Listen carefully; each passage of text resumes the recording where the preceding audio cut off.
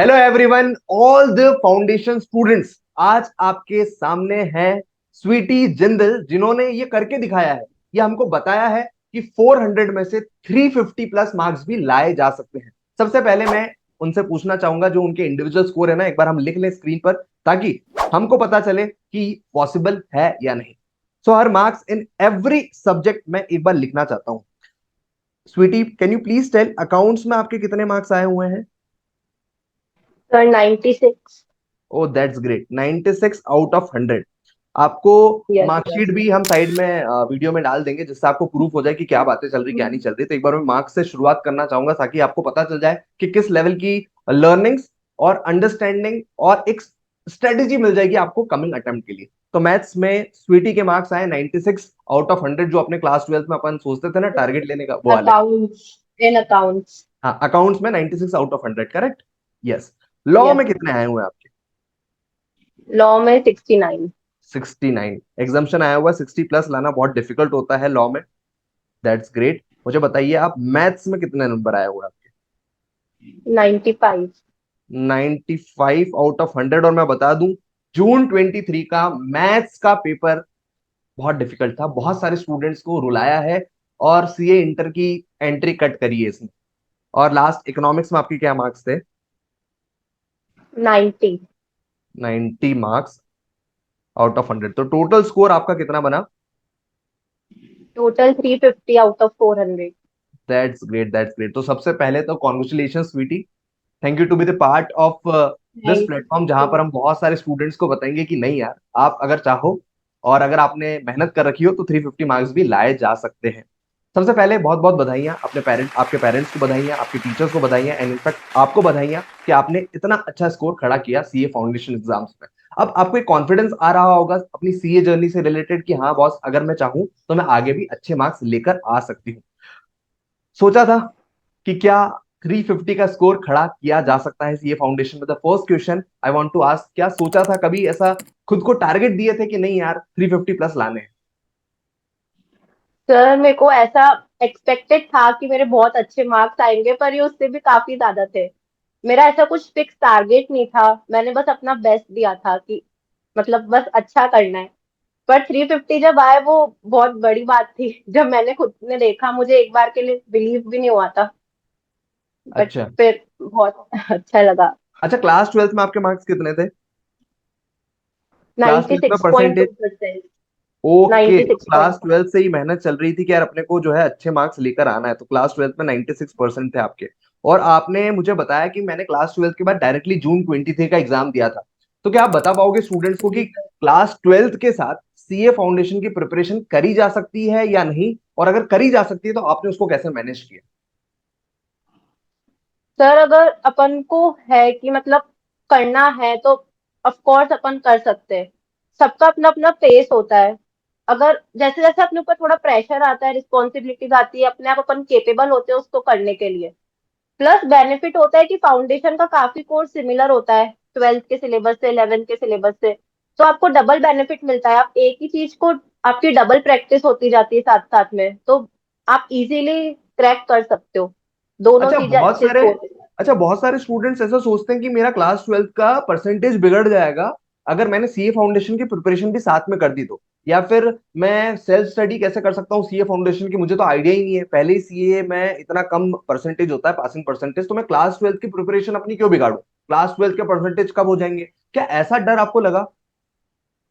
Sir बिल्कुल, मुझे भी स्टार्टिंग में था कहीं मैंने रॉन्ग डिसीजन तो नहीं ले लिया। काफी लोगों ने एडवाइस भी करा कि साथ में मत करो, दोनों इम्पेक्ट होंगे, दोनों रिजल्ट्स।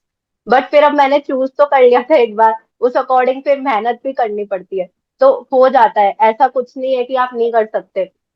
इजी, आप अच्छा। अच्छे से टाइम मैनेज कर करके चलो, हो जाएगा। ओके ओके, मुझे बताओ, क्लास 12 में जब आपने बोला कि मुझे सीए फाउंडेशन का भी प्रिपरेशन करना है, राइट, सीए फाउंडेशन भी मुझे साथ में लेकर चलना है, सर तो टोटल नंबर ऑफ आवर्स कितने डिवोट करने पड़ते थे क्लास 12 में? क्या क्लास 11th में भी प्रिपरेशन किया था क्या सीए फाउंडेशन का? नहीं, मैंने 12th से स्टार्ट करा केवल था। क्लास 12 से स्टार्ट किया? मुझे बताओ हाँ। क्लास 12 में कितने नंबर ऑफ आवर्स आपने डिवोट करना स्टार्ट कर दिया था? स्टार्टिंग में तो इनिशियली कम था, 3-4 आवर्स से स्टार्ट हुआ था। फिर मेरे लेक्चर्स भी होते थे ऑनलाइन, तो लेक्चर्स चलते थे अराउंड 4-5 आवर्स के। उसके बाद फिर सेल्फ स्टडी को भी टाइम देना पड़ता था। 2-3 आवर्स में सेल्फ स्टडी करती थी। फिर धीरे धीरे जब एग्जाम पास आते गए तो वो टाइम बढ़ता गया। हम्म। अराउंड 9-10 आवर्स हो गए थे एंड में तो। अच्छा, 9 से 10 घंटे आप क्लास ट्वेल्थ में सेल्फ स्टडी वाले मोड पर चले गए थे। सो दिस इज इनक्रेडिबल यार। मतलब 9 से 10 घंटे जो इंसान सीए फाइनल लेवल पर जाके बोलता है कि नहीं यार मेरे को 9-10 घंटे पढ़ाई करनी है, वो आप में at the very foundation level आ चुका है कि नहीं यार 9-10 घंटे मेरे को करना है करना है करना है। तो बहुत बड़ी बात है। मतलब अगर जो भी स्टूडेंट सोच रहा है क्लास ट्वेल्थ के साथ करने का, वो कोशिश करे अपने लेक्चर्स अपने स्कूल के अलावा धीरे धीरे धीरे अपने सेल्फ स्टडी आवर्स बढ़ाता जाए, राइट? मतलब सेल्फ स्टडी आवर्स धीरे Yes, धीरे आप बढ़ाते जाओगे तो पॉसिबल रहेगा। करेक्ट है? जी सर। मुझे ये बताइए, क्या आपका मैथ्स था क्लास ट्वेल्थ में? हाँ, मेरे पास कोर मैथ्स था। मैथ्स मुझे स्टार्टिंग से बहुत अच्छा लगता था, एक स्ट्रॉन्ग सब्जेक्ट भी था मेरा, तो ये मेरे लिए बेनिफिट भी था। मैथ्स में 12th में भी अच्छा स्कोर करा था मैंने। और मतलब अभी सीए में भी मैथ्स जा रहा है तो मुझे थोड़ा लग रहा है कि क्यों यार, आगे भी होना चाहिए। मुझे पर्सनली नहीं आई लेकिन मेरे लाइक को ये मैथ्स। बताओ, जो क्लास ट्वेल्थ का मैथ्स पढ़ा था और जो सीए फाउंडेशन का मैथ्स पढ़ा था उसमें कितना डिफरेंस है? और अगर कोई बच्चा क्लास ट्वेल्थ में मैथ्स नहीं ले रहा है तो क्या ये उसके लिए इम्पॉसिबल है कि वो सीए फाउंडेशन का मैथ्स कोप अप नहीं कर सकता? या फिर आपको ऐसा लगता है कि अगर मैं क्लास ट्वेल्थ में मैथ्स नहीं भी लेती तो सीए फाउंडेशन का मैथ्स में कर लेती? मतलब बहुत सारे स्टूडेंट्स ऐसे होते हैं जिनका मैथ्स नहीं होता। तो क्या आप उनको सजेस्ट करोगे कि अगर आपका ट्वेल्थ में मैथ्स नहीं था तो भी आप कर सकते हो सीए फाउंडेशन, हाँ या नहीं? जी बिल्कुल, मेरे भी काफी फ्रेंड्स हैं नॉन मैथ्स बैकग्राउंड से, उन्होंने भी इजीली अच्छा स्कोर करा है काफी मैथ्स में। मैथ्स सीए फाउंडेशन की जो मैथ्स है इतनी ज्यादा टफ नहीं है, बस आपको प्रैक्टिस की रिक्वायरमेंट है। आप इजीली मैथ्स में अच्छा स्कोर कर सकते हो। अच्छा, ओके। मतलब जो क्लास ट्वेल्थ का मैथ्स होता है वो हेल्प जरूर करता है, पर ऐसा नहीं है कि अगर आपका मैथ्स नहीं है क्लास ट्वेल्थ में तो it is like a barrier to you if you are thinking of CA foundation maths ना? नहीं। हाँ, आप ओके कर ओके। सकते हो बिना मैथ्स के भी easy. That's great, that's great. बहुत सही Sweety. It is incredible score, 350 plus marks. और ये आपकी मेहनत भी दिख रही है कि आपने 9 से 10 घंटे लगाए हुए थे। आपने बताया कि मैथ्स नहीं भी हो तो भी चलेगा, पर हाँ बेसिक्स आपके स्ट्रांग हो जाते हैं अगर आपका मैथ्स क्लास ट्वेल्थ में हो तो। हम चलते हैं डायरेक्टली आपके रूटीन पर। आप प्लीज हमको बताइए आपका टिपिकल रूटीन क्या था जब आपके सीए फाउंडेशन के एग्जाम्स पास में आ रहे थे। What was your routine? कब उठते थे? कितनी देर प्रैक्टिकल सब्जेक्ट्स, कितनी देर थ्योरी सब्जेक्ट्स, क्या मिक्स रहता था? ओवरऑल क्या प्लान होता था? प्लीज एक बार बताइए। जब मेरे 12th के बोर्ड्स खत्म हो गए थे, फिर मेरे पास 2 मंथ्स थे अराउंड, 2.5। तो मैं जैसे सुबह 7-8 बजे तक उठती थी। मैं बेसिकली नाइट स्टडी ज्यादा करती थी। तो देन सुबह मैं थ्योरी सब्जेक्ट लेती थी, क्योंकि उसमें प्रैक्टिकल तो सब कर लेते, थ्योरी में थोड़ा रहता है। तो वो मैं सुबह सुबह करती थी। अच्छा, उसके मॉर्निंग में बाद जो कितने मैंने वो बजे से सुबह। स्टार्ट कर दिया अपन ने? 7 7 AM? जी सर। 7 AM से, ओके। हम थ्योरी स्टार्ट कर दिया, करेक्ट है? थ्योरी कब तक पढ़ते थे हाँ, आप? 8:30। 8:30 तक हमने थ्योरी पढ़ा, ओके। देन? देन मैं हाफ आवर का ब्रेक लिया करती थी। ओके। उसके बाद अकाउंट्स अकाउंट्स लेती थी। अकाउंट्स अकाउंट्स अकाउंट्स में मतलब कितना मेरा टाइम ऐसा देते थे? फिक्स रूटीन नहीं था। जब जैसे होता है ना कि आज ये पढ़ने का मन नहीं कर रहा, तो ठीक है, कोई बात नहीं, जो आपका आपको अच्छा लग रहा है कि मुझे ये पढ़ना चाहिए, आप वो पढ़ो। आप फ्लेक्सिबल थे मतलब, लेकिन 100% देना है। अच्छा, हाँ, फिर अकाउंट्स कब तक करते थे लगभग लगभग? अकाउंट्स वही 1.5 आवर अप्रोक्स देती थी मैं अकाउंट्स को। ICI hmm. मॉड्यूल्स के क्वेश्चन सॉल्व करती थी उस टाइम पे मैं। Okay okay. Then? Then again break लेती थी। ओके। उसके बाद जैसे इकोनॉमिक्स, कभी इकोनॉमिक्स ले ली, कभी बीसीके ले ली। ठीक है ठीक है। उनमें भी थ्योरी वगैरह सब रहता है, तो फिर वो करके उनके इकोनॉमिक्स के एमसीक्यू सॉल्व करती थी। ओके ठीक है, फिर और मैथ्स कब देन करते थे? मैथ्स में मैं इवनिंग में 1 आवर मैथ्स करती थी। उसके जो भी एमसीक्यूज वगैरह पास्ट ईयर क्वेश्चन पेपर्स के जो भी मिलते थे मैं कर लिया करती थी उस टाइम पे। Okay. So you mean to say आप दिन भर में ऐसा नहीं रहता था कि केवल एक सब्जेक्ट कर रहे हो या फिर दो सब्जेक्ट कर रहे हो? इट वाज लाइक कि आप चारों सब्जेक्ट्स को थोड़ा थोड़ा टाइम दे रहे थे? जी सर। और साथ साथ में आपको जैसे आपका जो टॉपिक फिनिश हो रहा है, आप उसके प्रीवियस ईयर क्वेश्चंस देख लो। ये नहीं कि मतलब पूरा सिलेबस होगा उसके बाद ही देखना है, अच्छा, टॉपिक वाइज क्वेश्चंस आप प्रैक्टिस देखते साथ जाओ। साथ में। ओके। हाँ। ओके ओके, इसके अलावा? इसके अलावा रिवीजन बहुत इंपॉर्टेंट है। जैसे आपने जो भी टॉपिक आज पढ़ा है, वो कल आप जब सुबह पढ़ने बैठोगे तो 15 मिनट्स एटलीस्ट उसको पहले पास्ट डे का पूरा रिवाइज कर लो, आपने क्या करा था। तो हम्म। इससे, और लॉ में स्पेशली आपको हर क्वेश्चन की रिटर्न प्रैक्टिस करनी है। इंपॉर्टेंट को स्टार मार्क करके रखो, उनको बार बार पढ़ो। अच्छा, उसमें लॉ में काफी रिटन लैंग्वेज प्रैक्टिस? का भी इशू रहता लॉ है। में है तो रिटन प्रैक्टिस तो मैंडेटरी है, बिकॉज हम क्लास ट्वेल्थ में भी थ्योरी पेपर्स को लिख के देखते थे, तो ऐसा नहीं होगा सीए फाउंडेशन में आप लिख के नहीं देखो और आपका काम हो जाएगा, आपको लिख के देखना पड़ेगा ना। ओके उसमें रीडिंग से आप लर्न नहीं कर सकते। ओके ओके, रीडिंग से काम नहीं बनेगा, आपको रिटन प्रैक्टिस करनी पड़ेगी, जैसा इंस्टीट्यूट पूछता है वो का वही फ्रेमवर्क में आपको जमा के देखना पड़ेगा। अच्छा, मुझे ये बताइए कितने नंबर ऑफ रिविजन सफिशिएंट है टू स्कोर 350 मार्क्स? एटलीस्ट आपको 2-3 टाइम्स पूरा अच्छे से रिवाइज करना है। अच्छा, टू मेरा थ्री जो टाइम्स 2 3 विथ बार का टाइम क्वेश्चंस? था। जी सर। ओके ठीक मतलब है। एक बार तो आप पूरा क्वेश्चंस देखो, और जो फिर वापस नेक्स्ट रिवीजन है उसमें important important. Correct correct correct, मतलब फेजेस में पढ़ना है, पहले पढ़ा, इंपॉर्टेंट चीजें देखी, मार्किंग करी, फिर अगले रिवीजन में जो इंपॉर्टेंट था वही किया, फिर जो बन गया था उसको थोड़ा सा छोड़ दिया, ऐसे काइंड ऑफ धीरे धीरे फेजेस में आगे बढ़ना है, करेक्ट है? आप मतलब एबीसी एनालिसिस देख लीजिए जो पास्ट ईयर्स के होते हैं, तो उस अकॉर्डिंग ए कैटेगरी पे आपका प्राइम फोकस होना चाहिए। Okay okay okay okay, correct correct. ABC analysis का मतलब क्या होता है? एबीसी एनालिसिस में जो पूरा सिलेबस होता है उनको डिवाइड कर देते हैं 3 कैटेगरीज में। ए ओके कैटेगरी में जो सबसे इम्पोर्टेंट और स्कोरिंग सब्जेक्ट्स होते हैं कि आप उनको करके भी आप पास हो सकते हो, वो सब्जेक्ट्स आते हैं ए कैटेगरी में। ओके। देन मिडल वाले बी में, और जो लीस्ट इंपॉर्टेंट होते हैं वो सी कैटेगरी में। तो आप पहले ए कैटेगरी पूरी अच्छे से कंप्लीट करो, देन बी एंड देन सी। अच्छा, ऐसे एकदम नहीं टूट पड़ना है कि किसी भी सब्जेक्ट को उठाया है और बस करते गए, करेक्ट है? ठीक है। जी। बहुत सही स्ट्रेटेजी, मतलब मेहनत तो बहुत करनी पड़ती है अगर आपको इतना बड़ा स्कोर बनाना है। This is for sure, correct है। ठीक है। आप 2 मंथ्स एंड में रिवीजन के लिए आपको रखने पड़ेंगे कि अब बस 2 मंथ्स तक तो मुझे रिवाइज ही करना है पूरा, जितने हो अच्छा, सके ऐसा नहीं होना क्वेश्चन चाहिए कि प्रैक्टिस क्लासेस करना है। चल रही है आपकी, करेक्ट? जी सर, क्लासेस तब तक फिनिश हो जानी चाहिए। Okay okay okay okay okay. अच्छा, कभी ऐसा लगता था कि अरे यार टफ लग रहा है, स्ट्रेस आ रहा है, एंजाइटी आ रही है, मैं कर पाऊंगी नहीं कर पाऊंगी, फेलियर रेट 25% आया इस बार, तो जनरली 30% आता है, तो ये अंदर से थोड़ा सा तोड़ता था कि क्या कर रही हूँ यार, क्या मैं कर पाऊंगी? वो प्रेशर बिल्डअप होता था, क्लास ट्वेल्थ में अच्छे परसेंटेज लाई हूँ, अब सीए फाउंडेशन कर पाऊंगी या फिर मुझे दिसंबर देना चाहिए, क्या मैं ऑप्ट आउट कर लूं या फिर मैं अटेम्प्ट स्किप कर लूं, ऐसे वाले क्वेश्चंस आते थे क्या? यस सर, ऐसे बहुत बार लगता था। उसके लिए एक ट्रिक है, आपको बस आईज क्लोज करनी है जब भी आप नेगेटिव या ऐसे लो फील कर रहे हो। और आईज क्लोज करके बस आप वो रिजल्ट वाला डे इमेजिन करो, एक बार जो 4 लेटर्स पास आएंगे आपकी मार्कशीट पे, those happy faces all around, वो आपको एक बस बस इमेजिन करना है। उसके बाद अपने आप आपके अंदर एनर्जी आ जाएगी, आप वापस डबल एनर्जी के साथ रेज्यूम करोगे। बहुत बढ़िया बहुत बढ़िया, ये बहुत अच्छी लाइन बोली, पता है मैं भी ऐसे ही करता था, और मुझे ऐसा लगता है कि ये बहुत बड़ा रीजन है, बस आपको सोचना है, वो PASS, खुद की शक्ल, पापा मम्मी की शक्ल, बस, फिर देखो एनर्जी, जी हाँ, सर। कर देंगे।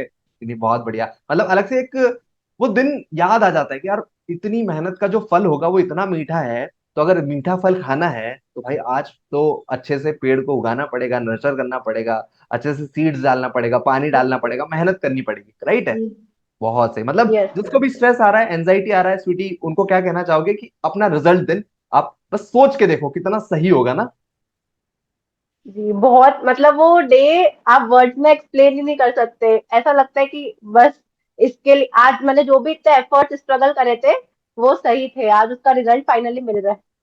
Correct correct correct. अच्छा, कैसे फिर मनाया अपना सेलिब्रेशन डे कैसा था आपका सीए फाउंडेशन का जब रिजल्ट आया? क्या खुशी थी वो, एक बार स्वीटी जरा बताओ कितनी स्वीट खुशी थी वो? सुबह से वेट था। वैसे तो 9 PM का टाइम दे रखा था, बट ऐसे सुबह से मैंने इतनी बार साइट्स बार बार रिफ्रेश कर रही थी, अब आएगा अब आएगा। फिर जब मैसेजेस आने लग गए कि रिजल्ट आ गया, तब मैंने खोल एक, मतलब माय हैंड्स वर शिवरिंग, ऐसे एक बार लगता है ना। फिर जब वो रिजल्ट खुला, इतना शॉक हो गई थी मैं, मतलब वो एक्सप्लेन नहीं कर सकती, मतलब मेरे पेरेंट्स पास में ही थे उस वक्त। फिर उसके बाद मैं सबसे पहले मंदिर गई थी, मैंने ऑफ कोर्स गॉड को सबसे पहले थैंक यू बोला। उसके बाद फिर धीरे धीरे सबके कॉल आना शुरू हो गए। बहुत अच्छा लगा था उस दिन। जैसे अभी आप एक्सप्लेन कर रहे हो ना, तो जैसे आवाज थम सी जाती है, रुक सी जाती है, कि जो सारे जो थॉट्स है ना, जो मैं सब सोच रही हूँ, मैं बता भी नहीं पा रही हूँ अभी। तो यही जी मूवमेंट है सबसे बड़ा, जहां पर मतलब रोना आ ही जाता है यार, चाहे सीए स्टूडेंट पास हो चाहे सीए स्टूडेंट फेल हो। और इस रोने धोने के बीच में जो मेहनत है, अगर वो सही कर ली, तो रोना आपका सार्थक है। बहुत बढ़िया, बहुत बढ़िया, बहुत बढ़िया। मुझे ये बताओ, अच्छा, बहुत सारे स्टूडेंट्स ना ऐसे टेलीग्राम पर ग्रुप्स बना लेते हैं, या फिर ऑफलाइन में अगर घर आसपास में है तो एक दूसरे के घर पर जाके पढ़ना पसंद करते हैं, या फिर अगर दूर दूर भी रहते हैं तो फोन पर कनेक्टेड रहते हैं, व्हाट्सएप ग्रुप पर एक्टिव रहते हैं। तो आपका क्या इस पर पॉइंट ऑफ व्यू है कि ऐसा करना चाहिए? Is it good for students कि हाँ दोस्त बनाओ और बस साथ में पढ़ाई करो? व्हाट्स योर ओपिनियन, आपने कैसे किया? पर्सनली मैंने हमेशा से सेल्फ स्टडी करी है, मैं कभी भी ग्रुप स्टडी को प्रेफर नहीं करती थी। बिकॉज मेरे अकॉर्डिंग उसमें थोड़ा थोड़ा तो हो ही जाता, ऐसे रहता है उसका इतना हो गया मेरा नहीं हुआ, तो एक मन में थोड़ी वो फीलिंग आ जाती है। हम्म। मैंने कभी भी ऐसा नहीं देखा कि सामने वाला क्या कर रहा है, मेरे फ्रेंड्स क्या कर रहे हैं। बस अपने टारगेट्स पे फोकस करा, अपना बेस्ट दिया। ऐसा एम नहीं रखा था कि मुझे इतना तो स्कोर करना ही है। बस आप अपना बेस्ट दो, फिर जो होगा वो अच्छा होगा। अच्छा, मतलब अगर ग्रुप्स बन रहे हैं, तो अगर ग्रुप्स में अच्छे फ्रेंड्स हैं, सच में डेडिकेटेड है, तो हो सकता है। लेकिन हाँ, अगर एक भी ऐसा कीड़ा काड़ी मिला उसमें जो उथल पुथल है, इधर उधर चल रहा है, जो बस कंपैरिजन में लगा हुआ है, then it is not preferred ना, आपके अकॉर्डिंग, करेक्ट है? मतलब थोड़ा थोड़ा तो होना चाहिए इंटरेक्शन, बट उसको आप इतना भी मत होने दो कि वो आपके ऊपर ही मतलब आपको नेगेटिव रिजल्ट दे। ऐसा नहीं। करेक्ट है, करेक्ट है। अच्छा, मुझे एक बार सब्जेक्ट वाइज स्ट्रेटेजी बता पाओगे? मतलब you can take your time, आप 1-2 मिनट जो भी है एक पर्टिकुलर सब्जेक्ट पर बताओगे, जो इंपॉर्टेंट चीजें ध्यान रखनी चाहिए बच्चे को अकाउंट्स के बारे में, अगर बोलना चाहो तो आप। जी, अकाउंट्स में मेन तो आपको आईसीआई मॉड्यूल एक बार अच्छे से, उसमें जो जो क्वेश्चन है अच्छे से एक बार देखना है। ओके। वही क्वेश्चन आते हैं एग्जाम में, बस लैंग्वेज चेंज होती है, बाकी होता सारा वही मटेरियल है। ओके। ऐसा काफी बच्चे कहते हैं ना कि जैसे बाहर से आ जाता है, ऐसा हम्म। कुछ नहीं है। आप हम्म। एमटीपी आरटीपी सॉल्व करो, प्रीवियस ईयर की जितनी हो सके क्वेश्चंस वगैरह देखो, इतना मटेरियल सफिशिएंट है अकाउंट्स के लिए। ओके, ठीक है, मतलब बस प्रैक्टिस किया और इंस्टीट्यूट के मटेरियल पर विश्वास रखा, तो काम हो जाएगा, करेक्ट। लॉ के लिए एक बार बता दो फटाफट। लॉ में जैसे आपका जो जो टॉपिक होता जा रहा है, उस हम्म। टॉपिक के मॉड्यूल के क्वेश्चंस, वही हम्म। प्रीवियस ईयर क्वेश्चन सारे देख लीजिए, एक अलग कॉपी बनाइए उसके लिए। उसमें आप हम्म। वो सारे क्वेश्चंस की written practice hand to hand करती जाए, टॉपिक जैसे कंप्लीट हो रहा है उसकी प्रैक्टिस कर लो। हम्म। और जो क्वेश्चंस आपको रिपीट मोड पे दिख रहे हैं 2-3 जगह, हम्म। उनको स्पेशली स्टार मार्क करके रखो। Okay, okay. तो अच्छा, मतलब रिटर्न प्रैक्टिस बहुत जरूरी है, उसको अच्छे से याद करना जरूरी है। अच्छा, आईसीआई स्टडी मैट की जो लैंग्वेज है, वो कॉपी पेस्ट करके आनी पड़ेगी कि you can use your words? कुछ कीवर्ड्स है वो इंपॉर्टेंट है क्वेश्चंस के लिए, लाइक वो तो आपको उसमें लिखने ही है। ओके। उसके लाइक वो देख के कि ऐसे हाँ इसने ये कीवर्ड लिखा है तो मार्क्स अलॉट हो जाते हैं। बाकी आप थोड़ा चेंज कर सकते हो, बट बिल्कुल भी अपनी ओन लैंग्वेज नहीं। जैसे जो प्रोविजंस की लैंग्वेज है, वो जितना हो सके वही वाली मेंटेन करके रखो। ओके। अच्छा, मैथ्स में सबसे ज्यादा डर लगता है बच्चे को कि यार भैया मैथ्स तो नहीं हो पाएगा। सबसे ज्यादा, मतलब मैंने इतने स्टूडेंट्स के मार्कशीट देख चुका हूं अभी तक, 3 से 4 अटेम्प्ट हो चुके हैं Sweety, you won't believe this. 39, 38 aggregate बन गया, 200 वो नहीं बन पा रहा है, या फिर सब कुछ हो गया, बस मैथ्स ने अटका दिया। ऐसे बहुत सारे स्टूडेंट्स हैं, मैं तो डेली लेवल पर बात करता हूं उनसे। आपके 96 आए हुए हैं मैथ्स में, तो क्या आप ऐसे कुछ टॉपिक्स बता सकते हो जिनको हम छोड़ के जा सकते हैं, या फिर मैथ्स की ऐसी कोई स्ट्रेटेजी जिसको बच्चे को ध्यान में ही रखना चाहिए कि उसको एटलीस्ट 40-50 मार्क्स तो आ ही जाए? वो प्लीज एक बार थोड़ा सा डिटेल में बता दो मैथ्स के बारे में। मैथ्स में बच्चे जनरली करते कि जो टॉपिक्स देख लेते कि अच्छा ये 40 मार्क्स का आ रहा है तो ठीक है, बस हम इतना कर लेंगे, बाकी का रहने देते हैं तो हमें 40 मिल ही जाएंगे। ये सबसे गलत है। आपको एटलीस्ट 80-90 का सिलेबस आप घर से करके जाओ, तब जाके आपके उधर आपका जो 40 है वो आएंगे। करेक्ट। बच्चे पहले ही 40-50 जितना ही पढ़ के जाते हैं, तो फिर उसमें एकदम तो सारा आप सही नहीं कर सकते। ओके, ओके, इसके अलावा? इसके अलावा आपको मॉड्यूल्स की अच्छे से पूरी प्रैक्टिस करनी है। आपकी मतलब कमांड होनी चाहिए, स्पीड प्लस एक्यूरेसी। आप बहुत ओके सारी शॉर्ट ट्रिक्स यूज कर सकते हैं, एमसीक्यू पैटर्न रहता है पूरा। ओके तो ओके आपको, ओके। आप एक दो टॉपिक्स छोड़ सकते हैं जो आपको लगे कि ठीक है, नहीं, बट आप ज्यादा मत छोड़ो। बच्चे बस एलआर कर लेते हैं, थोड़ी स्टैट्स कर लेते हैं, मैथ्स तो पूरा मतलब रहने, ऐसा नहीं है। आपको अच्छे से आप ए कैटेगरी वाले चैप्टर्स पे आप स्पेशली फोकस करिए। अच्छा, ऐसे कोई टॉपिक्स है जिनको छोड़ के जा सकते हैं हम मैथ्स में, आपके अकॉर्डिंग? मैथ्स में लाइक आप ऐसा कोई पीएनसी टॉपिक है, जो परम्यूटेशन कॉम्बिनेशन, बहुत जो ज्यादा आपको हार्डवर्क लग ऐसे लग जाएगा रहा है। जिनको करने में, हाँ, पर छोड़ के जा सकते हैं, ऐसा टॉपिक बताइए आप। जैसे अब वो सबका अपना अलग अलग होता है। जो जिनको अब जो टॉपिक हार्ड लग रहा है, अगर आपका एक दो टॉपिक है कि ये मेरे से बिल्कुल नहीं हो रहे, बहुत हार्ड है, आप उनको छोड़ सकते हैं। अच्छा अच्छा, मतलब it depends on person to person, आप कोशिश करो 80 प्लस या की, जहां पर अगर आपको लग रहा है कि नहीं यार जैसे नहीं हो किसी पाएगा किसी ये। को होता है कि डिफरेंशिएशन इंटीग्रेशन तो बिल्कुल ही नहीं आ रहा है समझ में, 11वीं 12वीं में मैथ्स नहीं थी, तो कोई बात नहीं, आप उसे छोड़ दो, कोई ऐसे हम्म। टेंशन नहीं है। ओके ओके, मतलब ये हमने मैथ्स की भी बात कर ली। अच्छा, इकोनॉमिक्स के बारे में क्या गाइड करना चाहोगे स्टूडेंट्स को? इकोनॉमिक्स में, इकोनॉमिक्स सबकी हो जाती है सब, जो बीसी के सब्जेक्ट है उसको कहते हैं कि ठीक है थ्योरी हम बाद में कर लेंगे, हम्म उसको भी आपको साथ साथ में रखना है। जैसे इकोनॉमिक्स के तो टॉपिक्स 11 से काफी ज्यादा सिमिलर है, पर जो हम्म। बीसी के है उसमें आप जो मॉड्यूल्स है उसमें अंडरलाइन करते जाइए, जो कीवर्ड्स है जो आपको लगता है कि हाँ ये हमें एमसीक्यू में पूछ सकते हैं, ये सेंटेंस इंपॉर्टेंट है, उसको स्पेशली हाईलाइटर से अंडरलाइन करके रखिए। बार बार वो रिवाइज करेंगे आप, तो वो आपकी अपने आप फिट होता जाएगा। आपको ऐसे लर्न नहीं करना है, कुछ रटना नहीं है कि ये रट लिया मैंने थ्योरी था, बस आप उसको रीड करो बार बार, वो अपने आप आपको आपको मेमोराइज होता जाएगा। अच्छा, मतलब बार बार करते जाओ, ऑलरेडी ऑटोमेटिकली आप इकोनॉमिक्स में भी अच्छा स्कोर बना सकते हो। करेक्ट है। जी अच्छा, सर। मुझे ये बताइए, क्या आपने मॉक टेस्ट पेपर या फिर कोई टेस्ट वगैरह दिए थे? यस सर, मैंने 3 टाइम्स सारे सब्जेक्ट के मॉक टेस्ट पेपर्स दिए थे, बाकी मैंने सेल्फ भी काफी प्रीवियस ईयर के भी सॉल्व करे थे।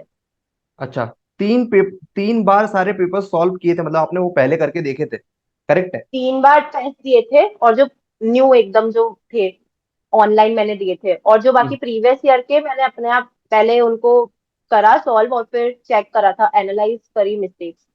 फर्स्ट बार अच्छा। में तो आप होता है कि आपको एक पेपर तो समझने में ही लग जाता है कि टाइम नहीं बच रहा, 3 आवर्स बहुत कम लगने लगते हैं उस टाइम पे। हम्म। तो फर्स्ट में तो आपको पूरा मैनेज करने में निकल जाता है, फिर सेकंड से थोड़ा थोड़ा कॉन्फिडेंस आता है। Okay okay okay okay.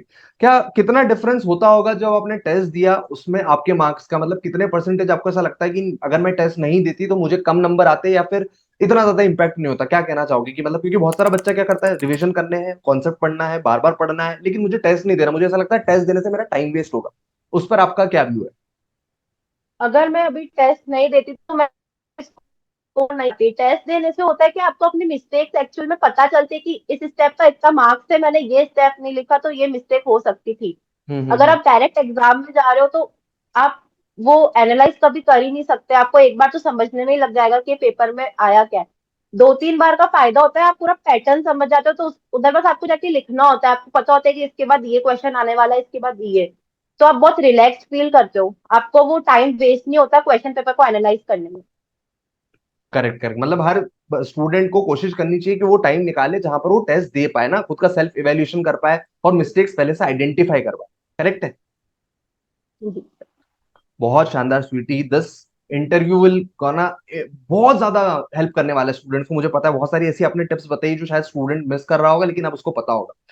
मुझे एक लास्ट क्वेश्चन का आप आंसर दीजिए स्वीटी जी, आप अब आगे की क्या प्लान है? इंटर में क्या फोड़ना है, क्या सोच के बैठे हो कि कैसे प्लान करूंगी, न्यू कोर्स आ चुका है, अब क्या पॉइंट ऑफ व्यू है? ऐसा बहुत सारे ऐसे भी बोलते होंगे ना, यार सीए की डिमांड नहीं होती यार, क्या ही कर रहे हो, ऐसा ऐसे वाले जो क्वेश्चंस उसको टैकल करके अपना कैसे आगे जर्नी सोच रहे हो आप?